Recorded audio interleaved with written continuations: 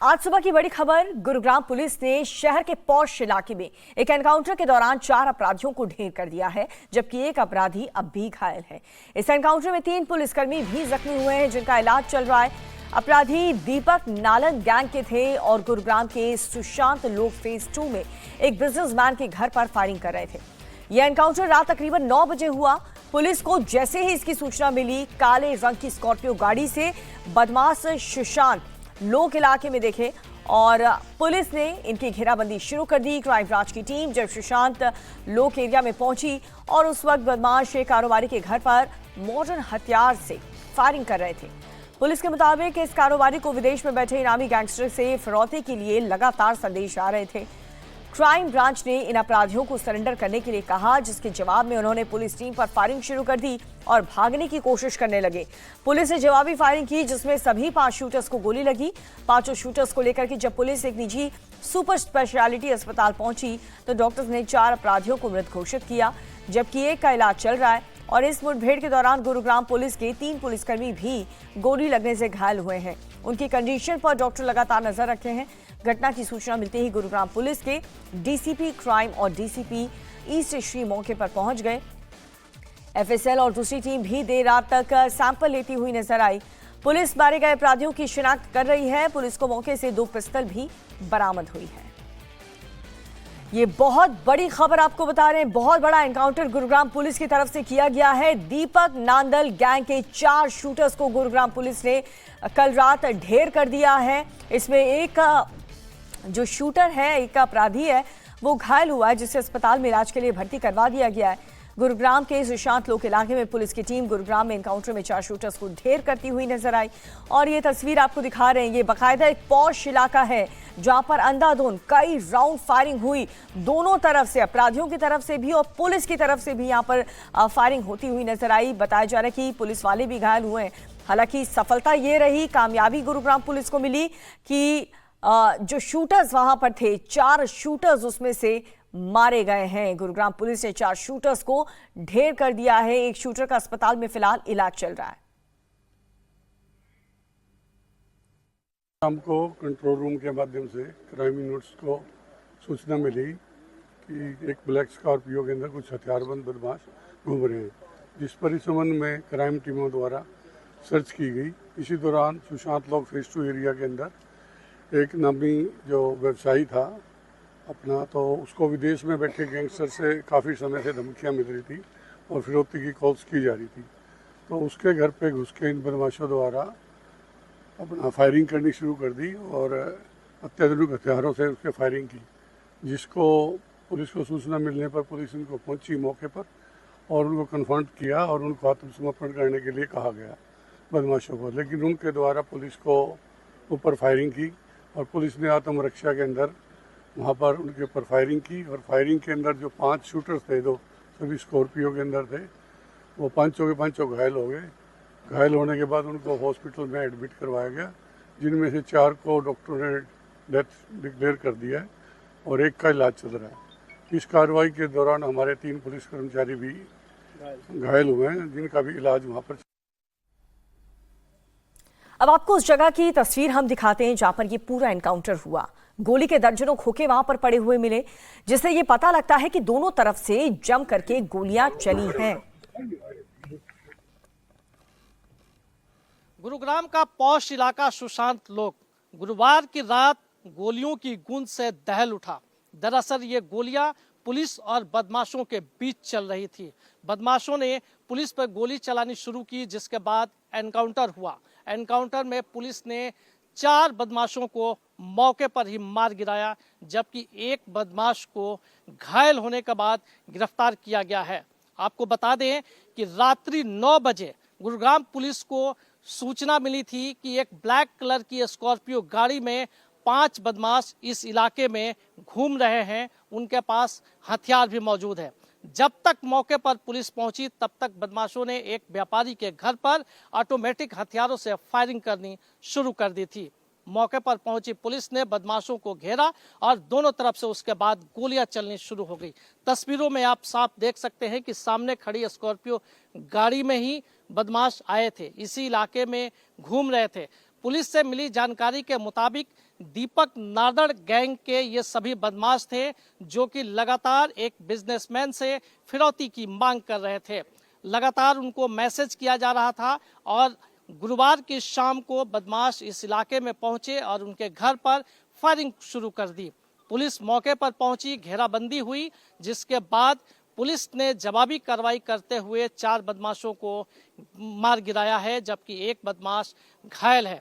इस एनकाउंटर के दौरान 3 पुलिसकर्मियों को भी गोली लगी है, जिन्हें अस्पताल में भर्ती कराया गया है। आपको तस्वीरों में दिखा दें कि सामने की जो जगह है वहां पर अभी भी बदमाशों की ऑटोमेटिक पिस्टल पड़ी हुई है। आप देख सकते हैं तस्वीरों में, सामने ब्लैक कलर की स्कॉर्पियो है जिसमें 5 बदमाश सवार होकर इस इलाके में आए हुए थे। पुलिस फिलहाल बदमाशों की कुंडली खंगालने की कोशिश कर रही है कि आखिर ये बदमाश किन किन और वारदातों को अंजाम दिया है और कब से इस तरह की वारदात को अंजाम दे रहे हैं। पूरी पुलिस टीम मौके पर है और घटना की तहकीकात की जा रही है। कैमरा पर्सन दिनेश चंद के साथ संजय शाह, इंडिया टीवी, गुरुग्राम।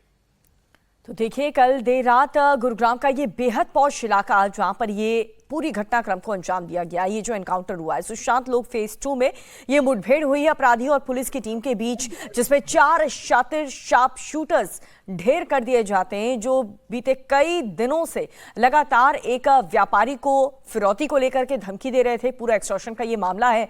और देखिए, जैसे ही गुरुग्राम पुलिस को इस बारे में इनपुट्स मिलते हैं, ब्लैक स्कॉर्पियो में सवार ये शार्प शूटर्स पर अंधाधुंध फायरिंग वहां पर शुरू कर दी जाती है।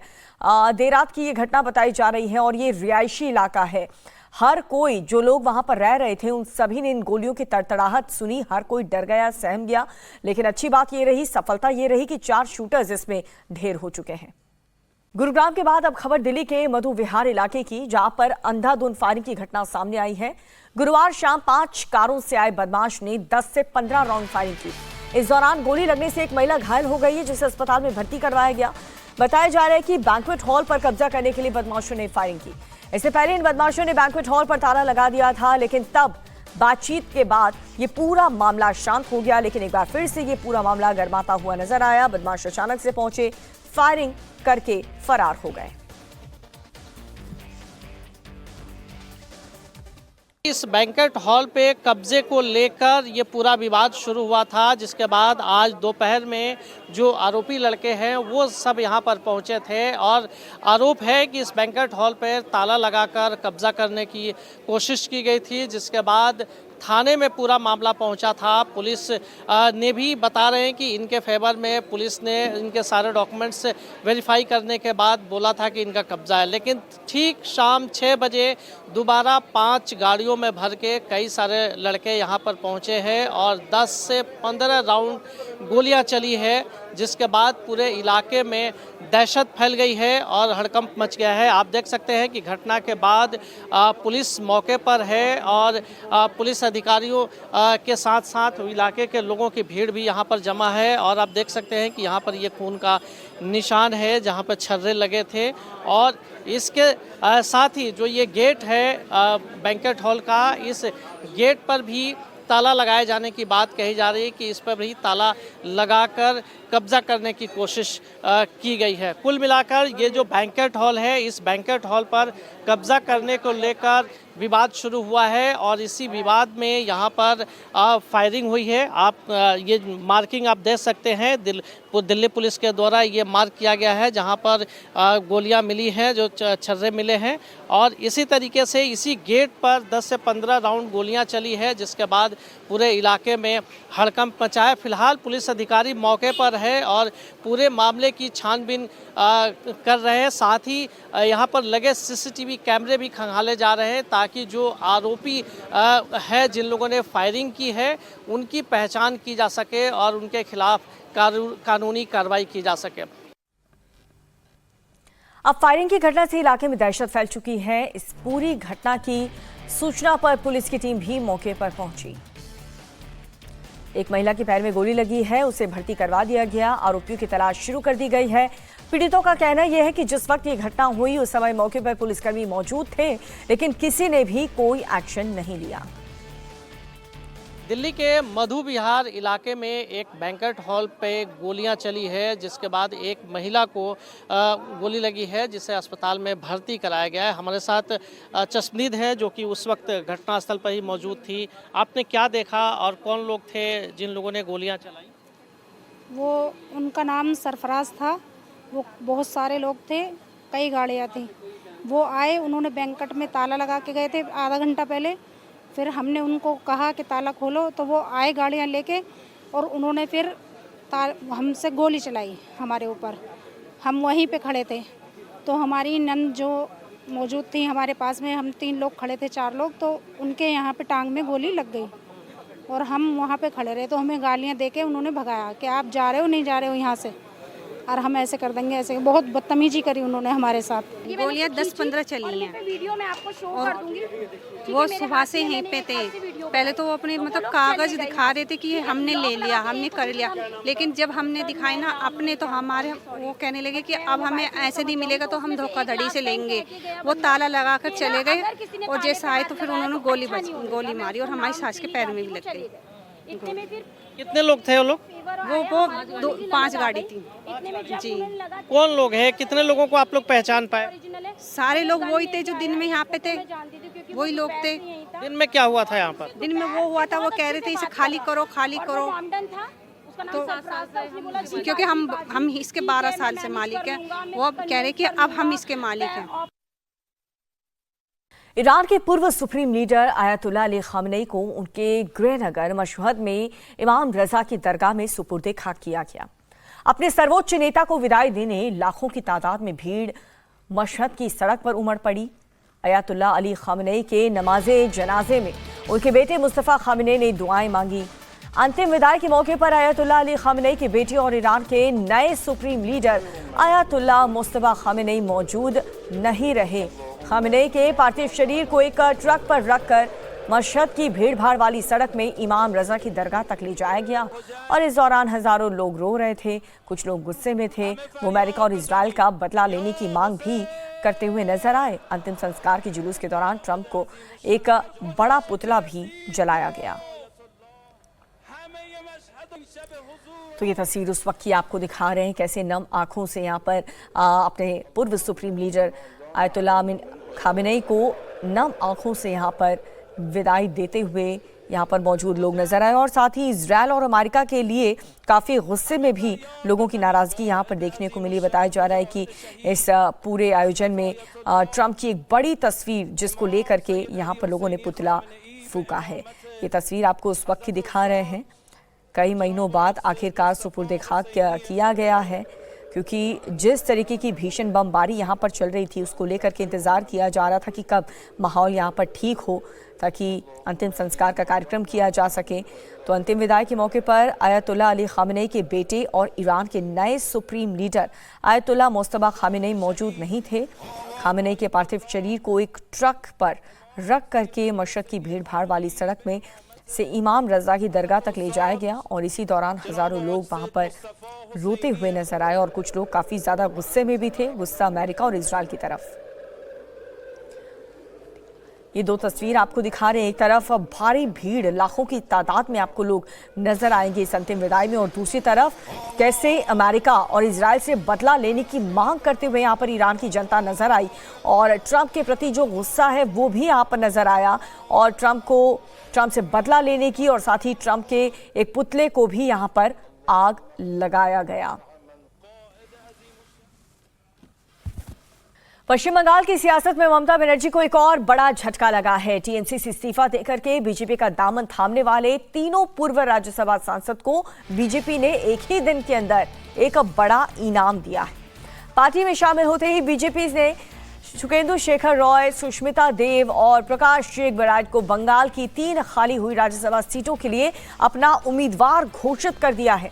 इन तीनों नेताओं ने बंगाल चुनाव में टीएमसी की हार और ममता बनर्जी से नाराजगी के चलते राज्यसभा और पार्टी के सभी पदों से इस्तीफा दे दिया था। गुरुवार को तीनों नेताओं ने पश्चिम बंगाल बीजेपी प्रदेश अध्यक्ष शमीक भट्टाचार्य की मौजूदगी में औपचारिक रूप से बीजेपी की सदस्यता ग्रहण की और इसके महज कुछ ही घंटे के अंदर बीजेपी आलाकमान ने तीनों नेताओं के नाम पर अपनी मुहर लगाते हुए उन्हें राज्यसभा उपचुनाव के मैदान में उतार दिया। टेबल पे आप तृणमूल के बारे में कुछ पूछ ही नहीं सकते, इसलिए ये तीनों ने अभी भारतीय जनता पार्टी में शामिल हो गया, हमारा परिवार की सदस्य बन गया। आज हमारे लिए खुशी का दिन है। और अब मैंने चुनाव का पहले भी बोला था, अगर राष्ट्र विज्ञान सही है, अगर सोशियोलॉजी में कुछ है, सोशल साइंस बोलकर कुछ चीज है, तो तृणमूल जाएगा, तृणमूल जा करके रहेगा। हम बोला था, अब याद करिए, हम लोग ऐसा नया कुछ नहीं बोल रहे हैं। हम बोला था कि आसमान नवान्न में आ सकते हैं, गंगा जी का पानी राइटर्स की फर्स्ट फ्लोर तक पहुंच जा सकते हैं, अनुपम खेर की सर पे फिर से बाल उगाल सकते हैं, लेकिन तृणमूल चौथे बार सत्ता में नहीं आएगा। और तृणमूल सिर्फ सरकार नहीं जाएगा, तृणमूल पार्टी समाप्त हो जाएगा। आज के दिन में तृणमूल की दरवाजे पे जनता ने ताला लगा दिया। बाचे बुचे जो ऑफिस था उसमें तृणमूल ताला लगा रहा है, ऐसे ही होने वाला था। और ममता जी बहुत कुछ बोला है, अभी जितना कम बोले उतना ही अच्छा है। और वहीं बीजेपी में शामिल होने के बाद से ममता बनर्जी के करीबी रहे सुखेंदु रॉय ने ये कहा कि आरजीकर मामले में ममता ने न्याय नहीं किया, जिसकी वजह से उन्होंने टीएमसी का साथ छोड़ दिया। राय इस वक्त हमारे साथ है, सीधा बात करेंगे। दादा, आज आप बीजेपी में ज्वाइन किए, क्या रीजन है? मैं 15 साल पापियों के साथ था, ठीक है। फिर भी उस पार्टी में रहते हुए भी जब मैंने आरजीकर कांड देखा तो मैंने सोचा कि बहुत हो चुका है, अब मुझे जुबान खोलना चाहिए, जुबान बंद नहीं रखना चाहिए। मैं बहुत कष्ट करके अपना जुबान बंद रखा था, लेकिन उस समय संसद का, हमारे देश में 800 संसद है, उनमें से मैं पुलिस कमिश्नर और वो आरजीकर का जो प्रिंसिपल था, इन दोनों को गिरफ्तार करके इन दोनों को पूछताछ किया जाए, ये मांग हमने सीबीआई के पास किया था, ट्वीट किया था। उसके बाद हमको एक दिन में दो बार लाल बाजार बुलाया गया, फिर मैंने हाई कोर्ट गया, फिर उनके साथ संधि हुआ, सब कुछ हुआ, लेकिन मेरे पास घोस्ट कॉल आता था टेलीफोन पर, हमको धमकाया जा रहा था, हमको खून किया जाएगा, मेरे परिवार के दूसरे सदस्यों को किडनैप किया जाएगा, वगैरह वगैरह। तो मैं तो अकेला हूँ, I am a one man army. मैंने फिर भी वो हिम्मत दिखाया, और बहुत सारे इंटेलेक्चुअल है, बहुत सारे पंडित लोग हैं हमारा पार्टी में, मैं दूसरों को बात नहीं कर रहा हूँ। तो जो लोग बोलते हैं ना, जब हमेशा जो लोग को हमेशा टीवी पर देखते हैं सुबह से रात तक, किसी को तो हिम्मत नहीं हुआ कि ये बोलने के लिए। हम पार्टी में रहते हुए भी, पार्टी का एमपी होते हुए भी मैंने अपनी जुबान खुला था। तो आज उसका हमको बहुत कष्ट महसूस करने पड़े। पिछले 2-3 साल मैंने आज देखा कि बंगाल की आम जनता प्रधानमंत्री नरेंद्र मोदी जी के नेतृत्व में यहाँ पे भी भाजपा की सरकार बनाना चाहते हैं, और वो बन गया। मुझे मालूम हुआ था, मैं महसूस किया था उसी समय कि ये सरकार गिरने वाला है, ये पार्टी भी उठ जाएगा। ममता बनर्जी के भविष्य तो क्या देखते हैं आप? कांग्रेस का भविष्य क्या है? जितना कम बताया जाए उतना ही ठीक रहेगा। आज सुबह की बड़ी खबर मुंबई से, जहां पर चलती कार में एक आग लग गई। कृष्णा ब्रिज के ऊपर लगी कार में आग। कराड़ वीटा रूट पर जा रही कार में ये आग लगी। कार सवार वक्त रहते बाहर निकल आए। काफी मशक्कत के बाद आग पर काबू पाया गया। ये तस्वीर आपको दिखा रहे हैं कृष्णा ब्रिज, जिसके ऊपर खड़ी इस कार में अचानक से पहले धुआं उठता है, और इस खतरे को भांपते हुए कार के अंदर बैठे हुए लोग फौरन कार से बाहर आ जाते हैं। और जैसे ही कार से ये लोग बाहर आते हैं, कुछ ही मिनटों के अंदर ये पूरी की पूरी कार आग के गोले में तब्दील हो जाती है। धीरे धीरे करके ये पूरी कार जलकर खाक हो गई। वहाँ पर आसपास के लोग, आप देख सकते हैं कितनी भीड़ वहाँ पर उमड़ पड़ी, और फायर ब्रिगेड की टीम को मौके पर बुलाया गया। टीम पहुंचती है, आग पर काबू पाने की कोशिश करती है, लेकिन कार का जो आगे का हिस्सा है वो पूरी तरह से डैमेज हो चुका है। आग काफ़ी तेज़ी के साथ यहाँ पर फैलती हुई नजर आई, लेकिन गनीमत इस बात की कि कोई जानमाल का नुकसान नहीं हुआ, क्योंकि जब कार में धुआं उठ रहा था उसी वक्त कार में बैठे लोग कार से बाहर आ जाते हैं। राम मंदिर चढ़ावा चोरी की जांच अयोध्या पुलिस ने तेज कर दी है। अब अयोध्या पुलिस की रडार पर एसबीआई बैंक के कर्मचारी हैं। पुलिस ने बैंक के कुछ कर्मचारियों को नोटिस भी दिया है। पुलिस इनसे जल्द ही पूछताछ भी कर सकती है। इसके साथ ही पूर्व ट्रस्टी अनिल मिश्रा से भी पूछताछ हो सकती है। चढ़ावा चोरी के 3 आरोपी अनुकल्प, लवकुश और करुणेश की रिमांड खत्म हो चुकी है। रिमांड खत्म होने के बाद तीनों आरोपी फिर से अयोध्या जेल पहुंच गए हैं। 40 घंटे की रिमांड के दौरान आरोपियों के ठिकाने से पुलिस ने भारी मात्रा में कैश, सोने के जेवर, एक कार, कुछ अहम पेपर्स बरामद किए, और इसके साथ ही आरोपियों ने पुलिस पूछताछ के दौरान ये भी बताया कि आखिर ये लोग कैसे चढ़ावे की चोरी करते थे। आरोपियों ने पुलिस को ये भी बताया कि ये लोग नोटों की गिनती से पहले ही नोटों की चोरी करते थे।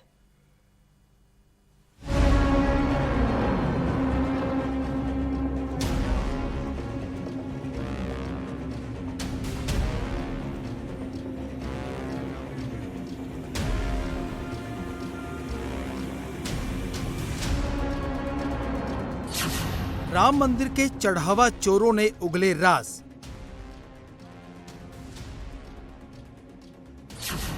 अयोध्या पुलिस को मिली चढ़ावा चोरों की मनी ट्रेल।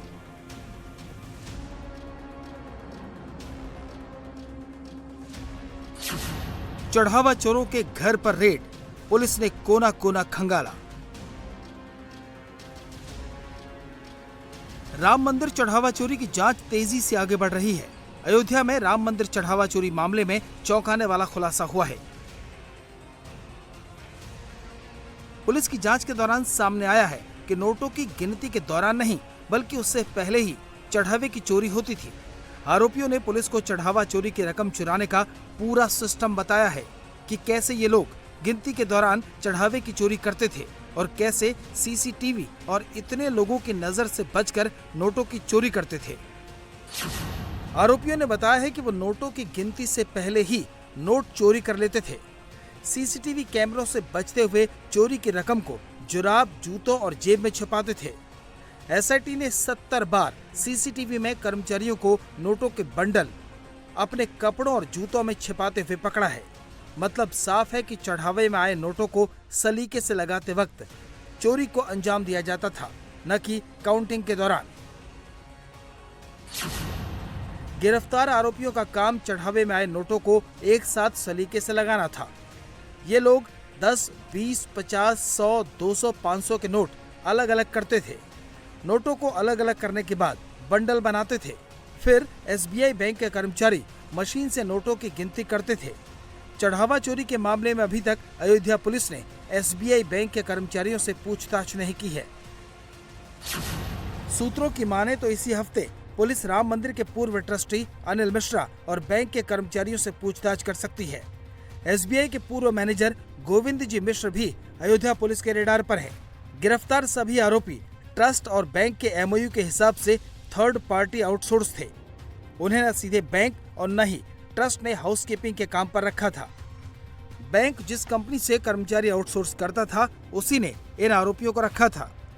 गोविंद जी मिश्र इस वक्त लखनऊ में तैनात हैं। 2025 में राम मंदिर चढ़ावे के लिए जो एसओपी बनाई गई उसमें राम मंदिर ट्रस्ट की तरफ से अनिल मिश्रा और एसबीआई बैंक की तरफ से गोविंद जी मिश्र ने साइन किए। पुलिस अब जल्द ही गोविंद जी मिश्र से पूछताछ कर सकती है। वहीं दूसरी तरफ पुलिस का इस वक्त फोकस चोरी की रकम को ज्यादा से ज्यादा बरामद करना है। यही वजह है कि आरोपियों से चोरी की रकम को कहां-कहां लगाया गया ये पता लगाने में जुटी है। अयोध्या पुलिस को आरोपियों से पूछताछ के बाद कई अहम सुराग हाथ लगे हैं।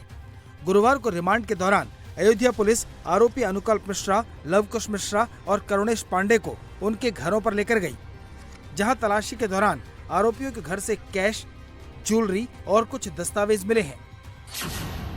पुलिस को आरोपी अनुकल्प के कब्जे से 20,000 रुपए नकद, सोने की चेन, एक मोबाइल फोन और उसके पिता के नाम से खरीदी गई डिजायर कार बरामद हुई है। वहीं आरोपी लवकुश से 38,000 कैश और पत्नी को गिफ्ट में दिया गया सोने का लॉकेट मिला है, जबकि आरोपी करुणेश के पास से 15,000 रुपए नकद बरामद किए गए हैं। पुलिस सूत्रों की माने तो अयोध्या पुलिस को चोरी की रकम की मनी ट्रेल मिल गई है। पुलिस को आरोपियों के बैंक खातों से दूसरे खातों में हुए लेन देन के पुख्ता सबूत मिले हैं।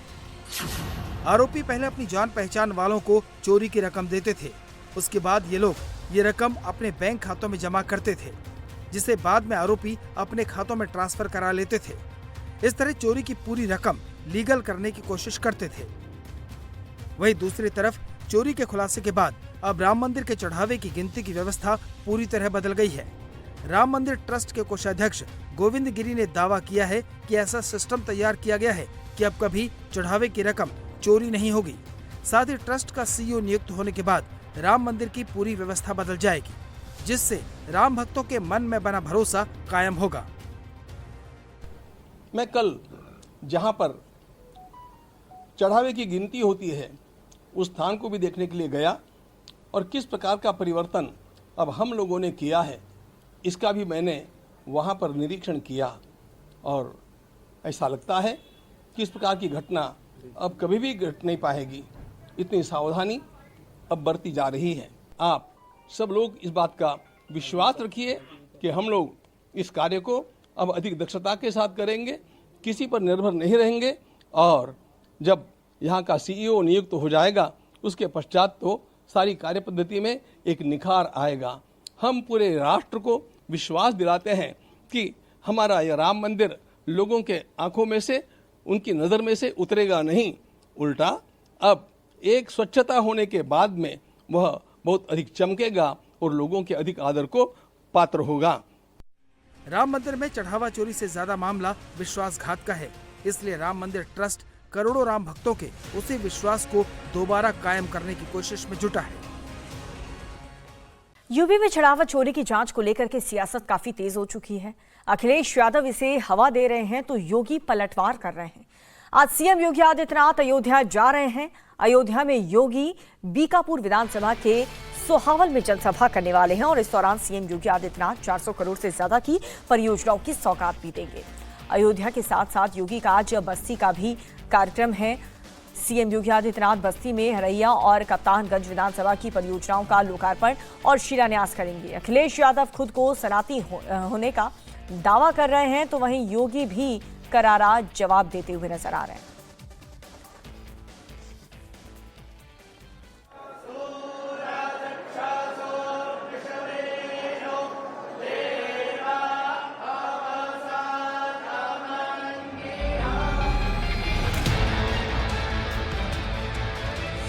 सनातनी बहुत दुखी हैं, गौ माता की सेवा करने वाले दुखी हैं। कुछ लोग हैं जो विरासत को अपमानित करते हैं।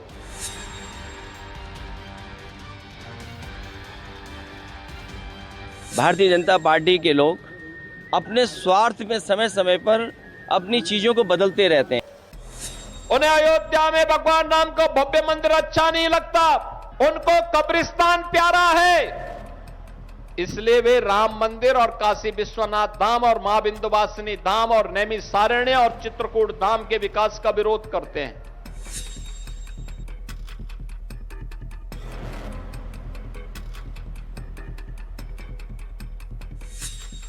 राम मंदिर में चढ़ावा चोरी की साजिश के सारे राज फाश हो रहे हैं और यूपी में इस पर सियासत गरमाती जा रही है। अखिलेश यादव लगातार चढ़ावा चोरी के मुद्दे को हवा दे रहे हैं तो योगी आक्रामक होकर यूपी के कोने कोने में समाजवादी पार्टी पर हमलावर हैं। इसी सीरीज में आज योगी आदित्यनाथ अयोध्या पहुंच रहे हैं। चढ़ावा चोरी में सियासत का अपडेट जानने से पहले सीएम योगी का आज का कार्यक्रम देख लीजिए।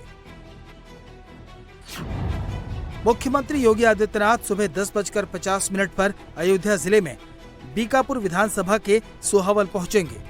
बीकापुर में सीएम योगी 400 करोड़ से ज्यादा की 217 विकास परियोजनाओं की सौगात देंगे। सीएम योगी अयोध्या के बाद बस्ती में हरैया और कप्तानगंज विधानसभा की परियोजनाओं का लोकार्पण और शिलान्यास करेंगे।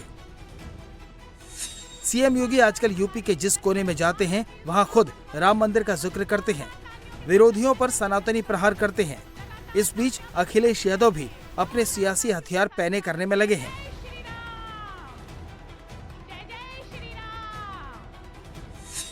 अखिलेश यादव ने राम मंदिर में चढ़ावा चोरी की जांच और एक्शन पर ऐतराज जताया है। सोशल मीडिया पोस्ट में अखिलेश यादव ने मांग की है कि जिस ट्रस्ट की देखरेख में चोरी हुई उस पूरे ट्रस्ट को भंग किया जाना चाहिए। चोरी की सजा सिर्फ घोड़े या लगाम को नहीं, कोचवान को भी मिलनी चाहिए। सिर्फ इस्तीफे की लिपापोती से काम नहीं चलेगा। जो लोग हटे हैं उनके दस्तखत से जमीनों के जो सौदे हुए हैं उनकी जुडिशियल इंक्वायरी भी होनी चाहिए। इसके साथ ही अखिलेश यादव लखनऊ में ज्योतिर्मठ पीठ के शंकराचार्य स्वामी अविमुक्तेश्वरानंद सरस्वती से मिलने पहुंच गए। अविमुक्तेश्वरानंद गाय को राष्ट्रमाता बनाने की मुहिम चला रहे हैं और आदित्यनाथ के खिलाफ खूब बोल रहे हैं। अखिलेश स्वामी जी के चरणों में बैठे तो अविमुक्तेश्वरानंद गदगद हो गए। अखिलेश को आशीर्वाद दिया तो योगी को कोसा। अखिलेश ने भी स्वामी अविमुक्तेश्वरानंद से कहा कि बीजेपी का हिंदुत्व से प्रेम दिखावटी है, असली सनातनी तो समाजवादी हैं। घोटाला किया है, क्या कार्रवाई कर रहे हैं मुख्यमंत्री जी? होगी, वो कह रहे हैं कि होगी कार्रवाई। कार्रवाई तो होगी ही, लेकिन जब तुम मुख्यमंत्री नहीं रहोगे, नया मुख्यमंत्री आएगा, वो तगड़ी कार्रवाई करेगा। बिल्कुल सही कह रहे हो मुख्यमंत्री जी, कार्रवाई तो होगी। सनातनी बहुत दुखी हैं, गौ माता की सेवा करने वाले दुखी हैं। मैं भी पूज्य शंकराचार्य जी से मिल करके आ रहा हूँ और वो सैफई गए थे, मैनपुरी गए और पूरे प्रदेश में कई स्थानों पर गए हैं। वो गौ माता को लेकर के बहुत चिंतित हैं और वो रास्ता निकाल रहे हैं कि किसी भी तरीके से राष्ट्रीय सम्मान गौ माता को मिल जाए। ये अलग बात है कि जो आज सरकार है, भारतीय जनता पार्टी के लोग अपने स्वार्थ में समय समय पर अपनी चीज़ों को बदलते रहते हैं, अपने विचारों को बदलते रहते हैं, अपने सिद्धांतों को बदलते रहते हैं और इस समय ऐसा है कि हर चीज़ रिकॉर्ड पर है, आर्काइव में है। गुरुवार को अखिलेश यादव स्वामी अविमुक्तेश्वरानंद सरस्वती के चरणों में थे, तो योगी आदित्यनाथ चित्रकूट के कामतगिरी में पंचकोसी परिक्रमा लगा रहे थे। योगी नंगे पांव 5 किलोमीटर पैदल चले, भगवान राम से जुड़े तीर्थ स्थलों को देखा और वहीं से अखिलेश यादव को जवाब दिया। कुछ लोग हैं जो विरासत को अपमानित करते हैं। कुछ लोगों ने हिंदू परंपरा और सनातन को अपमानित करना, सनातन परंपरा को कोसना ही अपना जीवन का एकमात्र ध्येय बनाया है। वे लोग भारत को वैभवशाली और विकसित भारत के रूप में देखना पसंद नहीं करते। उन्हें अयोध्या में भगवान राम का भव्य मंदिर अच्छा नहीं लगता। उन्हें काशी में काशी विश्वनाथ धाम अच्छा नहीं लगता। उन्हें मिर्जापुर में मां विंध्यवासिनी का ये भव्य धाम अच्छा नहीं लगता। उन्हें चित्रकूट धाम के कार्यों के लिए और उसकी सजावट के लिए किए जाने वाले प्रयास अच्छे नहीं लगते और उनको मंदिरों के सुंदरीकरण और विकास के लिए किए जाने वाले प्रयास भी अच्छे नहीं लगते। याद करिए, हम विरासत का संरक्षण करने के लिए जो पैसा आज हमारे जनप्रतिनिधिगण मंदिरों के सुंदरीकरण के कार्य के लिए प्रदान करते हैं, ये पैसा समाजवादी पार्टी, पैसा तो आपका, अंतर यही है, बीजेपी की सरकार आई तो अब पैसा मंदिरों के विकास के लिए, धामों के सुंदरीकरण में खर्च हो रहा है और समाजवादी पार्टी के समय वही पैसा कब्रिस्तान की बाउंड्री वॉल के लिए चला जाता था। उनको कब्रिस्तान प्यारा है, इसलिए वे राम मंदिर और काशी विश्वनाथ धाम और मां विंध्यवासिनी धाम और नैमिषारण्य और चित्रकूट धाम के विकास का विरोध करते हैं। अब आज योगी आदित्यनाथ अयोध्या जिले की विधानसभा में हैं, तो विरोधियों पर उनका ये हमला और तीखा हो सकता है। खबर मध्य प्रदेश से है, जहां पर कांग्रेस अध्यक्ष जीतू पटवारी के भाई नाना पटवारी को पुलिस ने कई घंटों की पूछताछ के बाद आखिरकार छोड़ दिया। हालांकि पुलिस ने साफ कर दिया है कि मामले की जांच अभी जारी है और जरूरत पड़ी तो नाना पटवारी को एक बार फिर से पूछताछ के लिए बुलाया जा सकता है। बता दें कि नाना पटवारी को इंदौर पुलिस ने ड्रग्स केस में हिरासत में लिया था। दरअसल पुलिस ने 2 ड्रग पेडलर को गिरफ्तार किया था। पूछताछ में दोनों ने बताया कि वो नाना पटवारी को ड्रग की डिलीवरी करने जा रहे थे, जिसके बाद पुलिस ने नाना पटवारी को हिरासत में लिया और उनसे पूछताछ शुरू कर दी। इस दौरान नाना पटवारी पुलिस को रौब दिखाते हुए भी नजर आए थे। पुलिस को सूचना मिली थी कि 2 युवक कुछ मादक पदार्थ के साथ पाए जा सकते हैं, तो उस सूचना पे हम लोगों ने अमल करते हुए हमारी टीम रवाना हुई, जिसमें एक इरफान खान उर्फ गोलू चंदेरी, दूसरा संजय कौशल और रोनी भाई, इन दोनों को पुलिस ने पकड़ा। उसमें इनके पास से 10.8 ये ब्राउन शुगर मिली। ब्राउन शुगर के मिलने के पश्चात हम लोगों ने उसमें अपराध पंजीबद्ध किया। अपराध 8/21 NDPS एक्ट के तहत अपराध पंजीबद्ध कर उसको विवेचना में लिया। उनसे पूछताछ की गई। उन्होंने 2 लोगों का नाम बताया, नाना पटवारी और मानव गंगवानी। कि इन लोगों को देने जा रहे थे। हम लोगों ने उनको भी हिरासत में लिया गया और उनसे पूछताछ की गई और अभी हम लोगों ने उनमें नेसेसरी जो हमारे एविडेंस थे वो कलेक्ट कर लिए हैं और आगे भी अगर ज़रूरत पड़ेगी तो उन लोगों को एविडेंस कलेक्शन के लिए बुलाया जाएगा और इस पूरे नेटवर्क से जो भी जुड़ा होगा उसकी हम लोग विवेचना कर रहे हैं और कोई भी अगर कंक्लूसिव एविडेंस हम लोगों को इसमें मिलता है तो उस पर वैधानिक कार्रवाई की जाएगी। 2 आरोपी हम लोगों ने बनाया 8/21 NDPS एक्ट में, उनका जो टेक्निकल डेटा हम लोगों ने निकाला गया उसमें इनकी बातचीत है और उनके द्वारा बताया भी गया है कि इन लोगों को ये मादक पदार्थ देने जा रहे थे, लेकिन उसकी हम लोग अभी और एविडेंस कलेक्ट कर रहे हैं और इनको पूछताछ के लिए भविष्य में भी बुलाया जा सकता है। और वहीं भाई को हिरासत में लिए जाने पर जीतू पटवारी ने सोशल मीडिया पर पोस्ट करके सरकार पर निशाना साधा। उन्होंने पोस्ट करके लिखा कि बिना सूचना दिए भाई को हिरासत में लेकर बीजेपी ने सियासी संदेश दिए हैं। दुर्भावना के तहत मेरे परिवार पर कानूनी कार्रवाई की जा रही है, लेकिन हम ना डरेंगे ना झुकेंगे, मजबूती से लड़ते रहेंगे। और अब बात करते हैं देश भर के मॉनसून की, जहां पर कई राज्य में हो रही रिकॉर्ड तोड़ बारिश काल बनकर बरस रही है। नदियों का जलस्तर बढ़ चुका है, लैंडस्लाइड हो रहे हैं, सड़कें समंदर बन चुकी हैं, जिस वजह से कई लोगों की जानें जा रही हैं। दिल्ली से लेकर के गाजियाबाद और बुलंदशहर में कई लोगों की बारिश की वजह से मौत हो गई। और वहीं इन सबके बीच आज भी कई राज्य में भारी बारिश का दौर जारी रहेगा। मौसम विभाग के मुताबिक आज 18 राज्य में भारी बारिश का अलर्ट है, तो वहीं उत्तराखंड के कई जिलों में बारिश का रेड अलर्ट जारी किया गया और लोगों से घरों में रहने की अपील की गई है।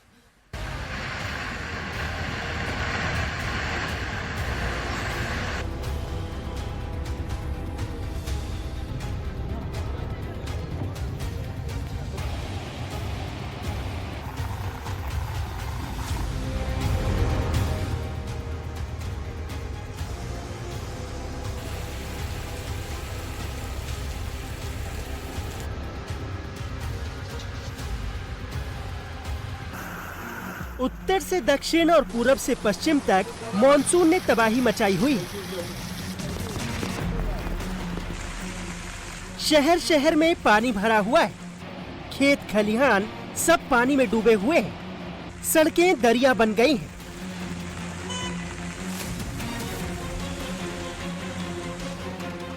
कहीं लैंडस्लाइड हो रहा है,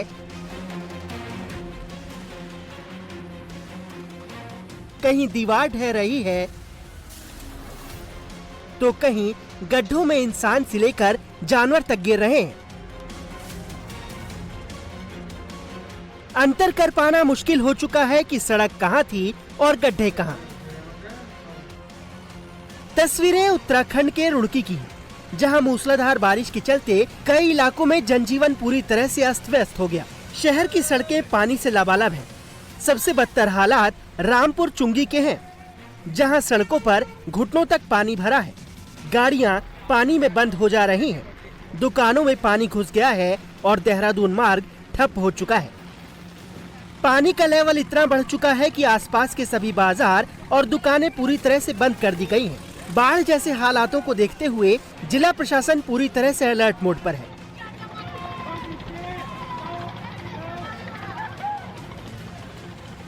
हरिद्वार में भी लगातार हो रही बारिश से जगह जगह पानी भरा है। भूपत वाला क्षेत्र में भारी बारिश की वजह से पहाड़ों से मलबा आ गया। ऐसे में प्रशासन ने येलो अलर्ट जारी कर सभी स्कूल, कॉलेज और आंगनबाड़ी में छुट्टी कर दी।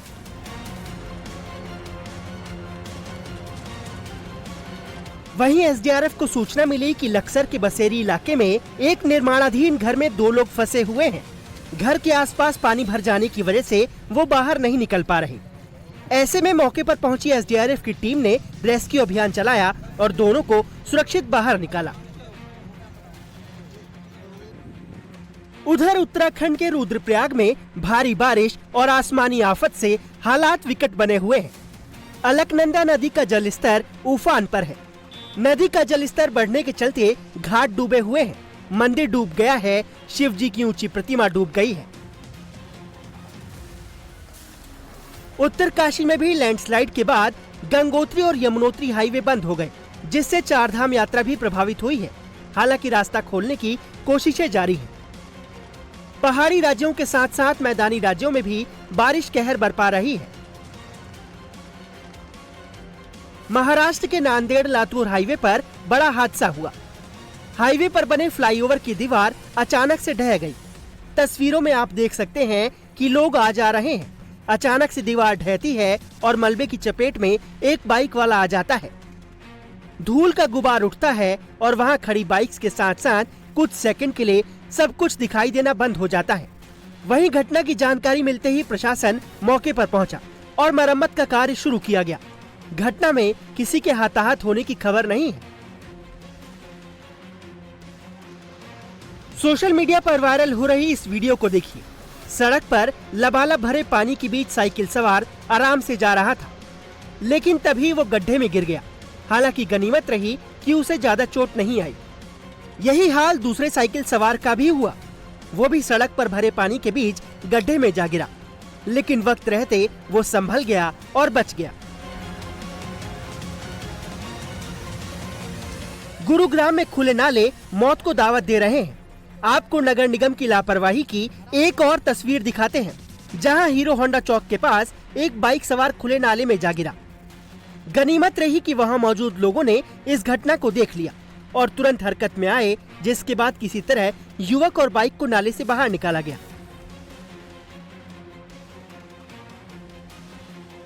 दिल्ली से गुरुग्राम और गाजियाबाद तक मॉनसून जानलेवा हो चुका है। दिल्ली में जोरदार बारिश के बाद कई जगहों पर पानी भर गया, जिस वजह से लोगों को खासी परेशानी हुई। तो समयपुर बादली के संजय कॉलोनी में जल भराव की वजह से 7 साल के मासूम बच्चे की डूबने से मौत हो गई। जानकारी के मुताबिक बच्चा खुले में शौच के लिए गया था और वहीं खाली पड़े प्लॉट में वो गिर गया। 8 साल का एक बच्चा था, साथ में एक और था उसका, मतलब चाचा का ही लड़का था। दोनों शौचालय करने के लिए गए थे, लेकिन टॉयलेट में न जाके खुले में ट्रांसपोर्ट नगर में चले गए थे। और कल रात से ही बारिश हो रही है, हर जगह पानी भरा हुआ था। एक ऊंची जगह पर बैठ के ये शौचालय कर रहे थे और पता नहीं कैसे एक बच्चा उसमें से गिर गया। और गिरने के बाद दूसरा बच्चा डर के आगे घर पे आ गया, उसने बताया नहीं। सुबह से बच्चे को ढूंढ रहे थे, 2-2.5 घंटे बाद बच्चा वहाँ पे मिला, उसको निकाल के लाया और बच्चे को कहीं ले जाते, इससे पहले बच्चा एक्सपायर हो गया। दिल्ली से सटे गाजियाबाद में भी बारिश के बीच 2 दर्दनाक हादसे हुए। विजयनगर के सर्वोदय नगर इलाके में पानी में डूबने से 3 साल की बच्ची की मौत हो गई। मूसलाधार बारिश की वजह से घरों और गलियों में करीब 2 फीट पानी भर गया था, जिसमें 3 साल की बच्ची खेलते हुए डूब गई। लोगों ने बच्ची को तुरंत अस्पताल पहुंचाया, लेकिन डॉक्टरों ने उसे मृत घोषित कर दिया। वहीं घटना के बाद लोगों ने जमकर हंगामा किया। हालांकि मौके पर पहुंची पुलिस ने लोगों को समझाकर कड़ी कार्रवाई का भरोसा दिया। पल्लवी नामक बच्ची जो लगभग 3 साल की थी, उसका डूबने से मौत हो गई। इसके बाद परिवारजनों में आक्रोश था, जिसके तहत वो जो भी कार्रवाई चाहते हैं उसे पुलिस द्वारा और करवाया जाएगा और संबंधित विभाग द्वारा भी आश्वासन दिया गया है कि जो भी नियमानुसार कार्रवाई होगी वो करवाई जाएगी। घर के बाहर पानी भरा था और अभी हम लोग स्थलीय निरीक्षण करके और जो आवश्यक कार्रवाई होगी वो करवाएंगे। वहीं गाजियाबाद के इंदिरापुरम में जल भराव में करंट दौड़ गया और एक सिक्योरिटी गार्ड बबलू की मौत हो गई। लगातार हो रही भारी बारिश लोगों के लिए राहत नहीं बल्कि मुसीबत बनती जा रही है।